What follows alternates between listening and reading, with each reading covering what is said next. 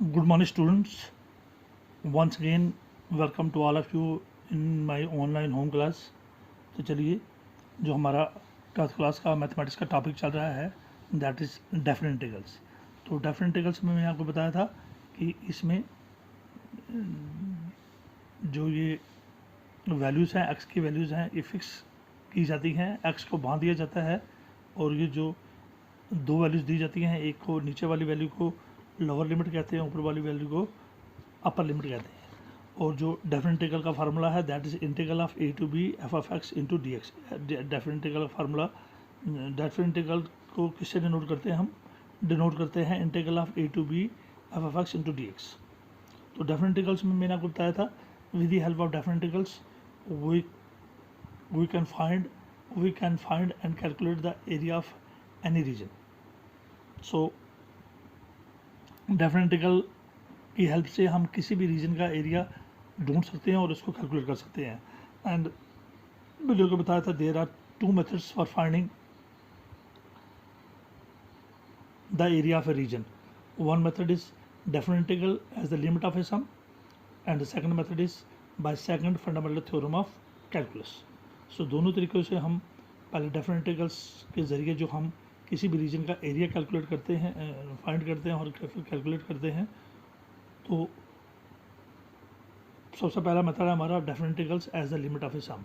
तो इसमें आपने बताया तो जिस रीजन का एरिया हमने कैलकुलेट करना होता है उसके सभी छोटे छोटे एरियाज़ को हम सम करते हैं और उसमें मैंने कहा कि एच को हम बिल्कुल छोटा कर देते हैं, उसको हम लिमिट करते हैं.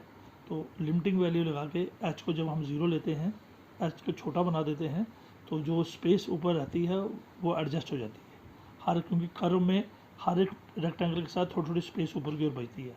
उसको एडजस्ट करने के लिए हम एच को बिल्कुल छोटा कर लेते हैं, एच को ज़ीरो लेते हैं. सो जितने भी हम छोटे छोटे एरियाज़ हैं उनका सम करके उनकी लिमिटिंग वैल्यू लेते हैं. तो इस तरह जो हमें डेफिनेट इंटीग्रल मिलता है उसको हम कहते हैं definite integral as the limit of a sum. तो चलिए आज कुछ सबसे पहले हमारा फार्मूला क्या है. We know the formula for definite integral as the limit of a sum is given by integral of A to B F of x d x is equal to limit H goes to zero h of f of a. ये h सबके साथ है, length into breadth ए का area, फिर H इससे length into breadth दूसरा area, फिर length into breadth. ये एच जो है ये सबके साथ विड्थ है, ये मल्टीप्लाई होगी. छोटे छोटे एरियाज हैं, इन सबको हम सम प्लस कर रहे हैं और उसको लिमिट करते हैं हम. तो उससे हमें मिलता है definite integral as the limit of some.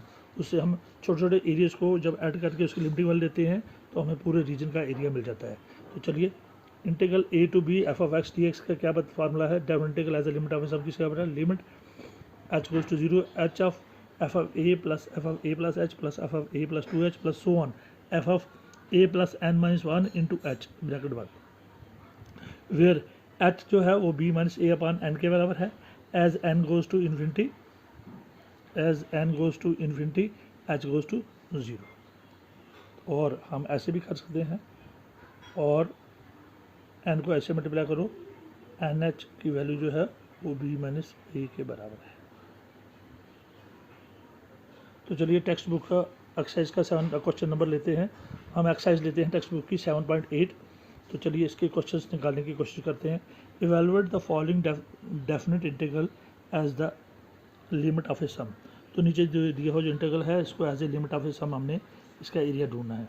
So integral of A to b, अब ये ए आपका लोअर लिमिट है और बी आपका अपर लिमिट है. एक्स इंटू डी एक्स, ये हमारी फंक्शन एक्स है. Solution we have integral of A to b है x into D x. Number 1 we know definite integral as a limit of a sum का formula क्या है. Integral of A to B F of x d x equal to limit H goes to zero h times f of A plus h plus f of A plus 2h plus so on F of A plus N minus 1 into H, where H जो है वो किसका बना B minus ए upon N और N को H से multiply करो, N H की वैल्यू क्या आएगी बी माइनस ए. तो ये हमारा फार्मूला है. अब याद रखिए सम ऑफ एन नेचुरल नंबर्स जो होते हैं 1 प्लस 2 प्लस 3 सो ऑन वो बराबर होते हैं n into n plus 1 by 2. और sum of the squares of n natural numbers किसके बराबर होता है n into n plus 1 into 2n plus 1 upon 6. तो चलिए तो हमने वी हैव फंक्शन हमें दी है और इस x और इसका हमें एरिया ढूंढना है using definite integral as a limit of sum. तो फार्मूला हमारा ये मैंने आपको बता दिया। चलिए comparing this formula it with equation number 1 we get, तो हमारा एफ एक्स के बदले क्या दिया हुआ है x, तो हमारा एफ एक्स x है, तो एफ ऑफ ए जो होगा वो a होगा। अगर x की वैल्यू a पुट कर दें तो यहाँ पर भी a, एफ ऑफ a जो है यहाँ पर भी a के बराबर होगा। तो एफ ऑफ x हमारा, एफ ऑफ x के बदले हमारे पास क्या है x, तो एफ ऑफ a हमारा a होगा। चलिए a के बदले हमारे पास a है, फॉर्मूले में भी है, यहाँ a के बदले a है और b के बदले भी b है। a is equal to a और b is equal to b, और हमारा h किसके बराबर है, b माइनस a अपान, और हमारा NH किसके बराबर होता है, NH होता है b माइनस a के, और हमारा NH है, हमारा भी NH यहाँ पर b माइनस a है, क्योंकि a के बदले a है और b के बदले b है, और एफ एक्स हमारी क्या है x। तो चलिए integral of a into B, इसमें वैल्यूज सब्स्टिट्यूट की दिए, तो एफ एक्स के बदले हमने क्या लिख दिया, क्योंकि एफ एक्स हमारा x है, तो एफ एक्स के बदले क्या लिख दिया x into D X is equal to limit H goes to zero. इसी फार्मूले में h बाहर रहा, एफ ऑफ a क्या होता है, f को छोड़ दो तो एफ ऑफ x x है, यहाँ पर f खत्म हो गया, तो एफ ऑफ a हमारा a है, तो f को छोड़ के ये a है, इसका f को छोड़ के ये x के बदले a, यहाँ पर x के बदले a प्लस एच, f छूट जाएगा क्योंकि एफ ऑफ x के साथ इजकल टू x, तो f छूट गया। तो जैसे ही हम x की वैल्यू देंगे तो x छूट जाएगा, अगर एफ ऑफ x है तो एफ ऑफ a होगा, तो एफ ऑफ a हमारा f छोड़ के a, ये f छोड़ के a प्लस एच, ये f छोड़ के a plus 2h, so on, ये f छोड़ के a plus n minus 1 into h। तो चलिए which is equal to limit h goes to zero, h बाहर रहा। अब ये a और ख़त्म भी किस पे हो रहे हैं, a पे, तो a पे ख़त्म हो गया, इसको कहते हैं n टाइम्स। a जो है जब a पे ख़त्म होगा, a सो ऑन a, तो इसको हम कहते हैं अप टू n टाइम्स।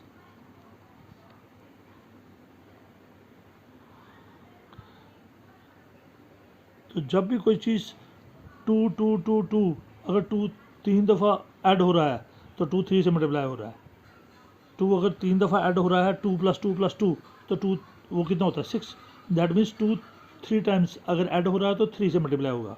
यहाँ पर a n टाइम्स ऐड हो रहा है तो a n से मल्टीप्लाई होगा, क्योंकि a की तरफ जा रहा है, तो इट मीन्स n टाइम्स जा रहा है, ठीक है। तो a किसके बराबर होगा, a किससे मल्टीप्लाई होगा, अगर 2 3 दफ़ा ऐड होता है तो 2 प्लस 2 प्लस 2, तो 2 3 से मल्टीप्लाई होगा। अगर 2 n दफ़ा मल्टीप्लाई ऐड होता है तो 2 n से मल्टीप्लाई होगा। तो अगर a n दफ़ा ऐड होता है तो a अलग कर दिया मैंने, तो ये n टाइम्स हैं, तो a किससे मल्टीप्लाई होगा, n से, क्योंकि a n टाइम्स जा रहा है तो a किससे मल्टीप्लाई होगा, n से। चलिए आगे a n टाइम्स गया, प्लस अब h की बारी आई, h 2h so on 3h ऐसे ही होगा, तो h बाहर निकाल दिया, तो h के बदले क्या रहा 1, 2h का h बाहर है तो क्या रहा 2, इसी तरह सो ऑन। तो इसी तरह n-1 का h बाहर है तो क्या रहा n-1, क्योंकि ये a उन a के साथ चला गया है। इस h का h बाहर रख दिया और h के बदले क्या रहेगा 1, इस 2h का जब h बाहर है तो अंदर क्या रहेगा 2 प्लस 2 प्लस इसी तरह 3 होगा प्लस सो ऑन। तो इस n जिस तरह इस h का h बाहर था 2h 1 आ गया, 2h का h बाहर है तो 2 आ गया, इसी तरह n-1 का h बाहर है तो n-1 आ गया, तो so on equal limit h goes to zero. ये a up to n times, a up to n times, ऐसे लिख लो a up to n times, तो ये a n हो गया। तो a n टाइम्स जा रहा तो a n से मल्टीप्लाई होगा, तो h बाहर है, साथ में a कहाँ जा रहा है n टाइम्स a, तो इसको हम कहें a n। तो a सो ऑन a का मतलब होता है a n टाइम्स जा रहा है, तो a n टाइम्स जा रहा है तो a किससे मल्टीप्लाई होगा n से। अगर a 3 टाइम्स जा रहा है तो 3 से, a 5 टाइम्स जा रहा है तो 5 से, a n टाइम्स जा रहा है तो n से। तो a यहाँ पर n टाइम्स जा रहा है तो n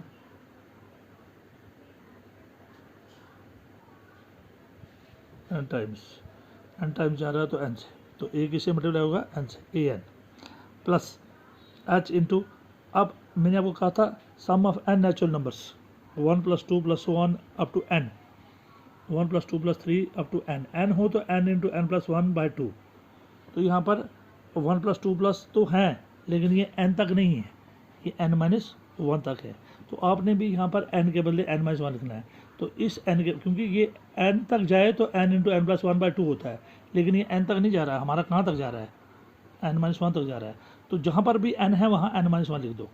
तो ये पहले n के बदले आ गया n-1, h बाहर था, देखिए h बाहर था, अब यहाँ पर फार्मूला लगेगा। तो पहले n के बदले हमारा क्या है, वहाँ पर 1 2 3 अप टू n था, यहाँ पर 1 2 3 अप टू n-1 है। तो n के बदले क्या है, पहले जहाँ पर भी n है वहाँ n, क्योंकि ये n तक जा रहा है, हमारा n-1 तक जा रहा है, तो n के बदले n-1। तो पहला फार्मूला क्या है, फार्मूले में n के बदले आपने क्या कर दिया, ये n-1, फिर यहाँ पर n के बदले n-1 साथ में +1, n-1 का -1 और +1 कैंसिल होंगे तो रह गया n, और नीचे क्या है 2। तो आपको समझ आई, एक बार फिर क्लियर करता हूँ मैं। जहाँ पर भी, क्योंकि हमारा n-1 तक जा रहा है, तो इसलिए जहाँ पर भी n है वहाँ n-1 लिख दो। तो इस n के बदले ये आ गया n-1 फार्मूला, और ये जो n+1 है, पहले n के बदले n-1 आएगा, इस n के बदले n-1 जो आया, जो -1 है वो +1 से कैंसिल हो जाएगा, n-1 +1, तो -1 +1 कैंसिल, तो रह जाएगा n, और नीचे क्या है 2। चलिए आगे बढ़िए। Equal to limit h goes to 0, अब a goes to n times हो गया an, क्योंकि a n टाइम्स जा रहा तो a n से मल्टीप्लाई होगा, plus h times n-1 into n/2, ठीक है। फिर equal limit h goes to 0, ये h n से मल्टीप्लाई, ये h अब अंदर आएगा, पहले ये इसको दिया तो a रखा और h n से मल्टीप्लाई होगा तो nh बन गया, प्लस अब ये h यहाँ पर आ गया, एक h पहले था, एक और h बाहर से आ गया, कितने हो गए 2h। ये जो 2h है, एक ये अंदर वाला h जो है h n को दिया तो बन गया nh, अब बाहर वाला h जो है वो n-1 को दिया, जब बाहर वाला h n-1 से मल्टीप्लाई हुआ तो n-1/2 और बाहर वाला h आके इससे मल्टीप्लाई हुआ, ये अंदर वाला n जो है इससे मल्टीप्लाई होगा nh, और n-1/2 के साथ ये वाला h आ गया, बाहर से h आ गया। चलिए